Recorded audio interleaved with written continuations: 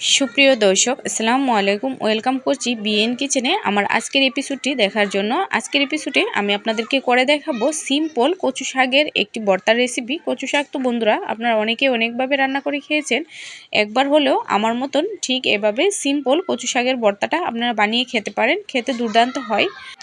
আজকের এই কচু শাক ভর্তা বানানোর জন্য সবার প্রথমে এখানে আমার লাগছে কচু শাক, 2 আটি কচু শাক। এখানে আমি এরকম ছোটো ছোটো স্লাইস করে কেটে পাতা সহকারে ভালোভাবে ধুয়ে পানিটা জড়িয়ে পাতিলে নিয়ে নিয়েছি। সেই সঙ্গে এখানে আমি হাফ কাপের মতো মসুর ডাল কিছুক্ষণ পানিতে ভিজিয়ে রেখে ভালোভাবে কষলে ধুয়ে পানিটা জড়িয়ে দিয়ে দিলাম কচু শাকের সঙ্গে।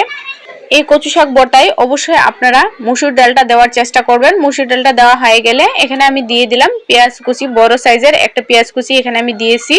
সেই সঙ্গে দিয়ে দিলাম বড় সাইজের একটা রসুন কোয়া করে নেওয়া, 5-7টা কাঁচামরিচ মধ্যে ছিঁড়ে নেওয়া। এ পর্যায়ে আমি এখানে হাফ কাপের মতো পানি দিয়ে দিব যেন তলায় লেগে না যায়। আর মসুর ডাল এবং শাকটাকে ভালোভাবে সুন্দরভাবে সিদ্ধ করে নেওয়ার জন্য অবশ্যই পানিটা দিবেন। তারপর এখানে সামান্য একটু লবণ দিয়ে দিলাম। লবণটা অবশ্যই কম করে দেবেন, না হলে যেটা হবে পরবর্তীতে যখন আমরা লবণ দিব তখন লবণটা বেশি হয়ে যাবে। আর এটা আপনারা অবশ্যই খেয়াল রাখবেন। এখন ঢাকনা দিয়ে ঢেকে 3 থেকে 4 মিনিটের মতো আমি শাকটাকে সিদ্ধ করে নেব, তারপর দেখিয়ে দিতেছি পরবর্তী স্টেপ। যারা ভিডিওটা দেখতে দেখতে এ পর্যায়ে চলে এসেছেন, এখনো একটি লাইক দেননি, লাইক দিয়ে ভিডিওটি কন্টিনিউ করুন।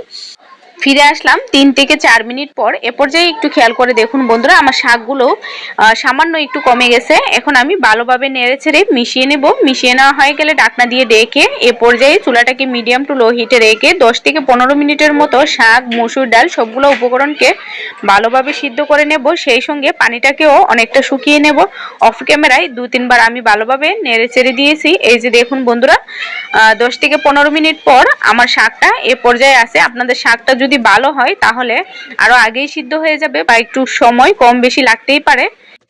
এখন একটু খেয়াল করে দেখুন বন্ধুরা, এখানে আমি আমার হাতে থাকা কাঠিটা দিয়ে শাকগুলোকে একটু ম্যাশ করে নিচ্ছি। একই কাজ চাইলে আপনারা ডাল ঘুটনি দিয়েও করতে পারেন। আমি কিভাবে ম্যাশ করে নিলাম আপনারা দেখে অবশ্যই বুঝতে পারছেন। আর অবশ্যই শাকে থাকা পানিটাকে একটু শুকিয়ে নিতে হবে। এখন আমি চুলা থেকে নামিয়ে ভর্তাটা করার জন্য চলে আসলাম।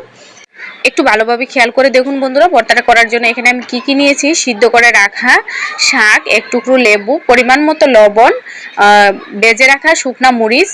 এখানে আপনার জালটা যে যে পরিমাণে খান সেই অনুযায়ী দিবেন। শাকে কিন্তু আগে আমি লবণ দিয়েছিলাম, সেই অনুযায়ী আপনার লবণটা একটু বুঝে শুনে দিবেন। প্রথমে আমি লবণ দিয়ে মরিচটাকে ভালোভাবে ডলে নিয়েছি। তারপর বড় সাইজের একটা পেঁয়াজ আমি এখানে কুচি করে রেখেছিলাম, 2-3 কোয়া রসুন কুচি করে রেখেছিলাম। সবগুলোকে একসাথে ডলে ডলে আমি মিশিয়ে নিতেছি। এখানে যারা আপনার কাঁচা রসুনটা খেতে পছন্দ করেন না তারা এখানে কাঁচা রসুনটা স্কিপ করতে পারেন।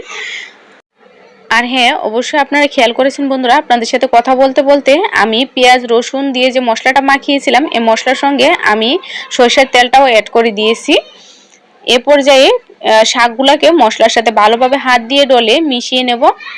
মিশিয়ে নেওয়া হয়ে গেলে আমি যে একটু লেবু রেখেছিলাম সেই লেবুর থেকে আমি 1 টেবিল চামচের মতো রস আমি এখানে চিপে দিয়ে দিলাম। এটাও অপশনাল। যদি মনে করেন যে কচু শাকটা গলা ধরবে তাহলে আপনারা এখানে লেবু রসটা দিতে পারেন, আর যদি মনে করেন যে গলা ধরবে না তাহলে আপনারা লেবু রসটা এখানে স্কিপ করতে পারেন। তবে যেহেতু ভর্তা টক ঝাল খেতে ভালোই লাগে, একটু দিতেই পারেন লেবুর রস বা ভাতের সঙ্গে মিশিয়ে খেতে পারেন। এই যে আমার ভর্তাটা বানিয়ে নেওয়া হয়ে গেছে। এই যে দেখুন বন্ধুরা, ভর্তাটা মাশাআল্লাহ কতটা লোভনীয় ও কতটা টেস্টি হয়েছে।